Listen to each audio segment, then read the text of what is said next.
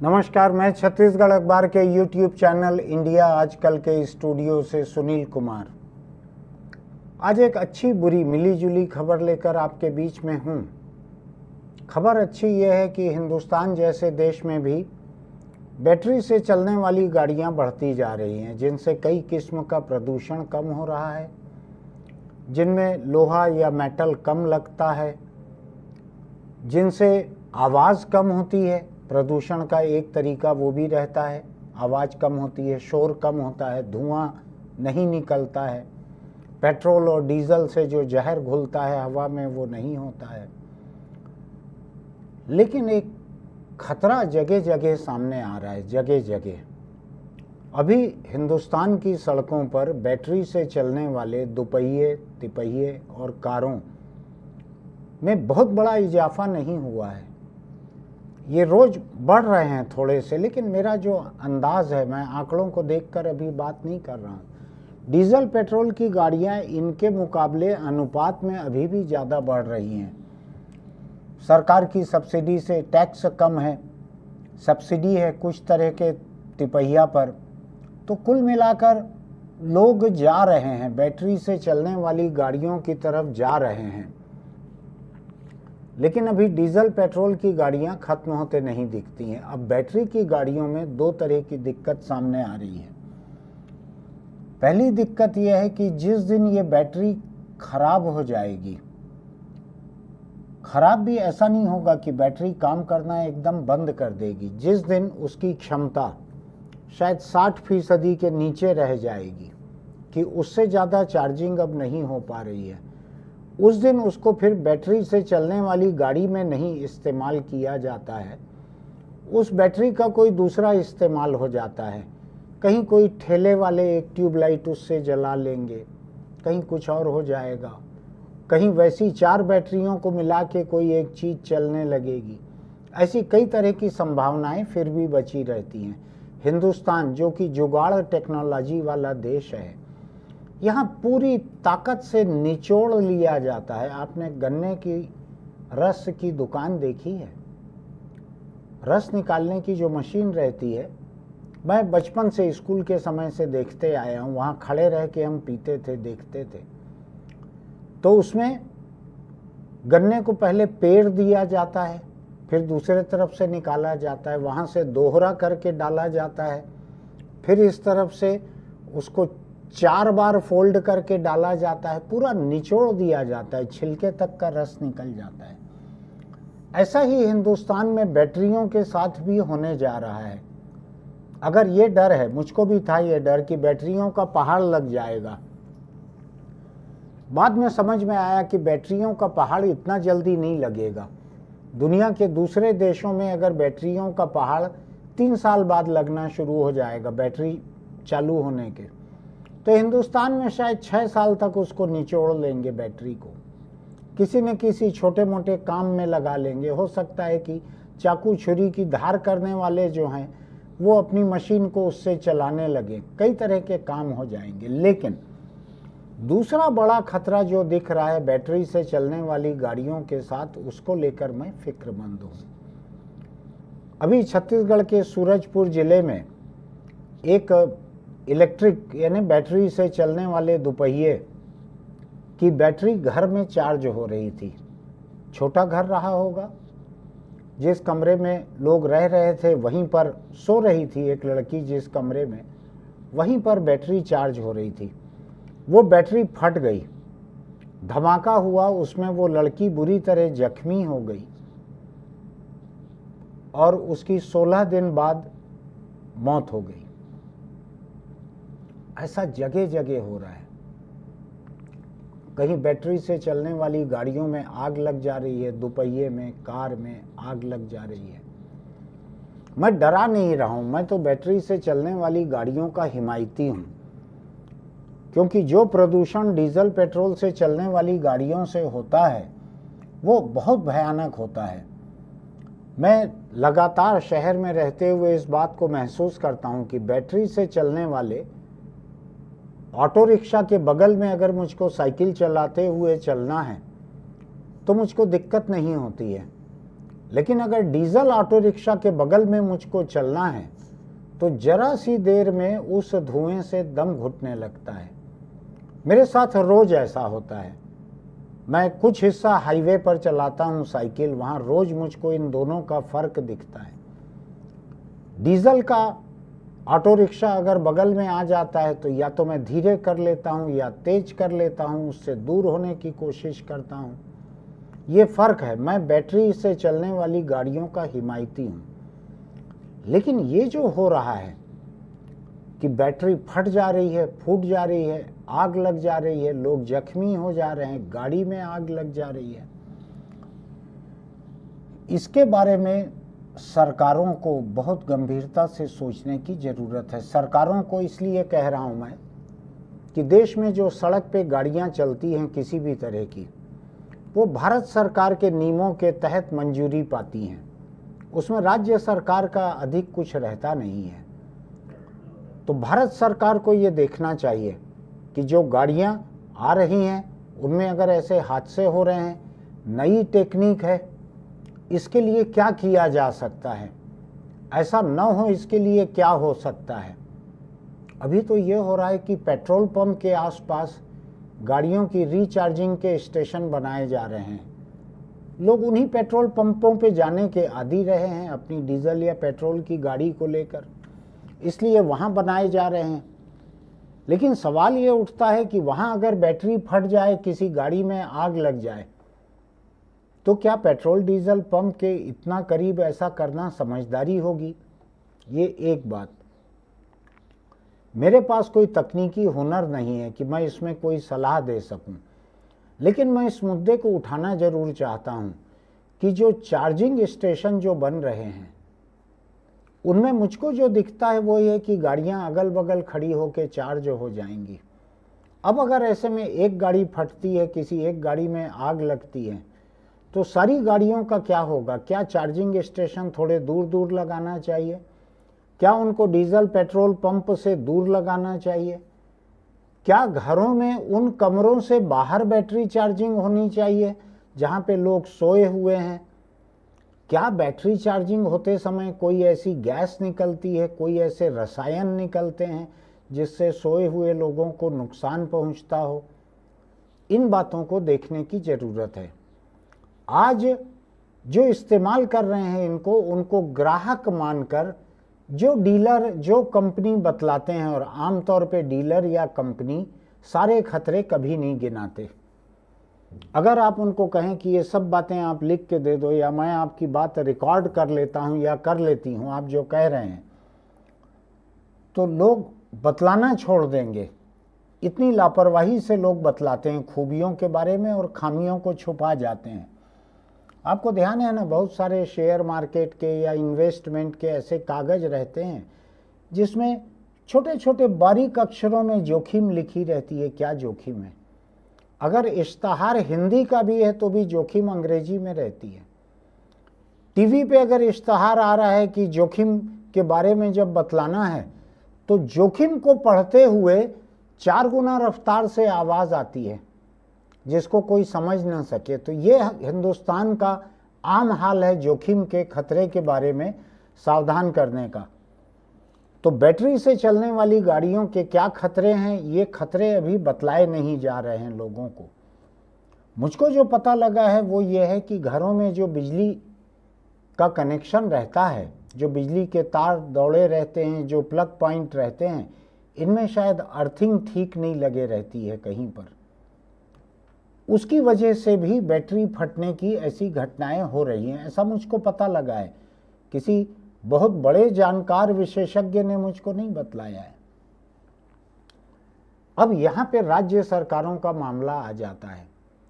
घरों में बिजली के कनेक्शन सुरक्षित रहें, वहां पर अर्थिंग ठीक ठाक हो, ये राज्य सरकार की जिम्मेदारी है, जो कि ये शर्त रखती है कि आप इलेक्ट्रीशियन के लाइसेंस प्राप्त व्यक्ति से ही अपने घर की वायरिंग करवाएंगे, और वही व्यक्ति आपके इलेक्ट्रिक कनेक्शन के फॉर्म को भरकर अपना इलेक्ट्रीशियन के लाइसेंस का नंबर लिखकर सील ठप्पा लगाकर देते हैं, तो आपके यहाँ कनेक्शन लगता है। आमतौर पे फर्जीवाड़ा चलता है हिंदुस्तान में। तो एक लाइसेंस के भरोसे 100 लोग काम कर लेते हैं और एक व्यक्ति केवल लाइसेंस पे सील दस्तखत लगाते चलते हैं।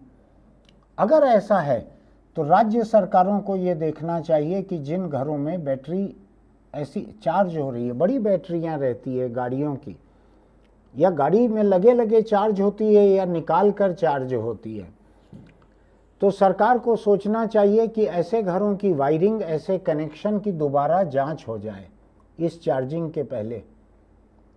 ये बड़ी चार्जिंग है, इतनी बड़ी और कोई दूसरी बैटरी आमतौर पर घरों में चार्ज नहीं होती है।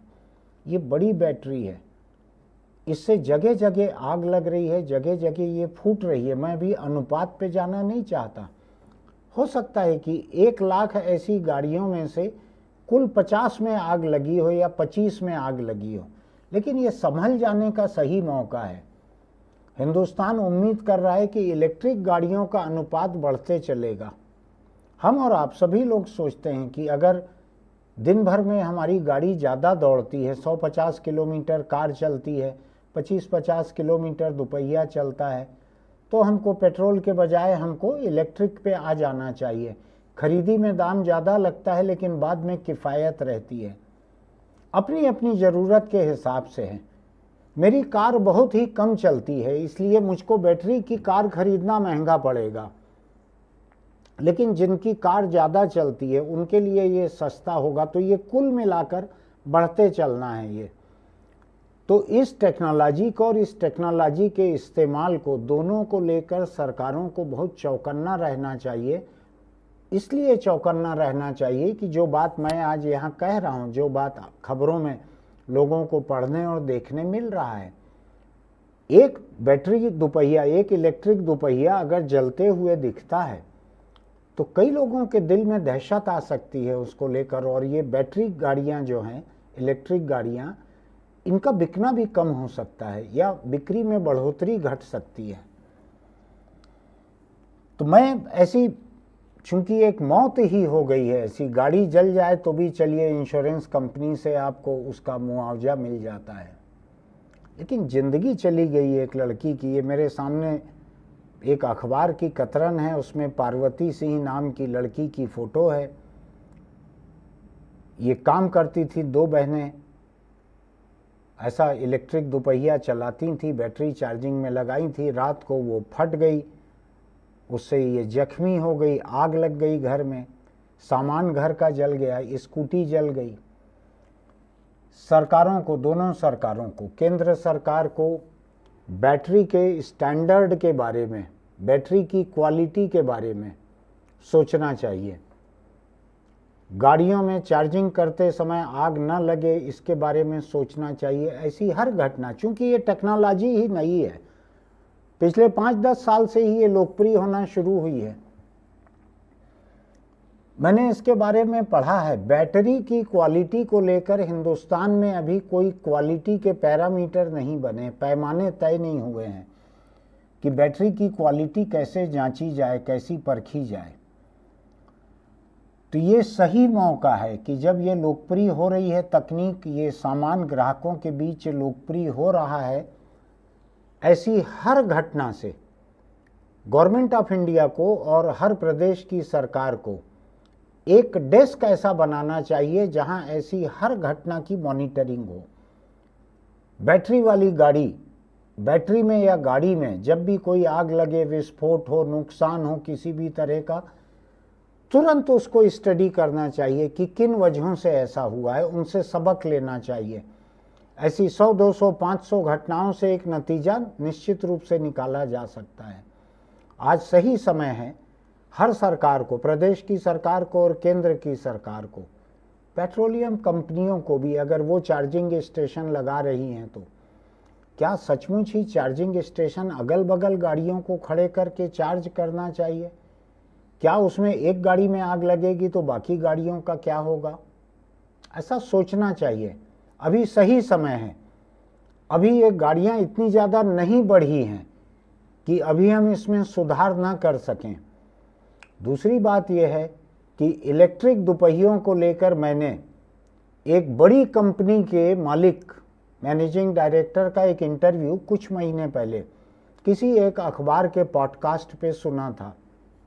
उन्होंने कहा था कि हम लोग दोपहिए के कारोबार में 50 साल से हैं, लेकिन बैटरी के दोपहिए बनाने वाले लोग अभी 2 साल से इस कारोबार में आए हैं और वो कर रहे हैं। उनके पास देश भर में फैला हुआ नेटवर्क नहीं है सर्विस स्टेशन का, उनके पास इसके स्पेयर पार्ट्स का सर्विस स्टेशन का नेटवर्क नहीं है।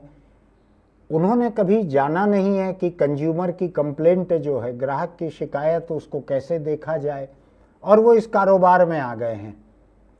तो ये खतरा वो मान रहे थे, जरूर मानेंगे, क्योंकि उनका जमा जमाया कारोबार था, बड़ी कंपनी के हैं।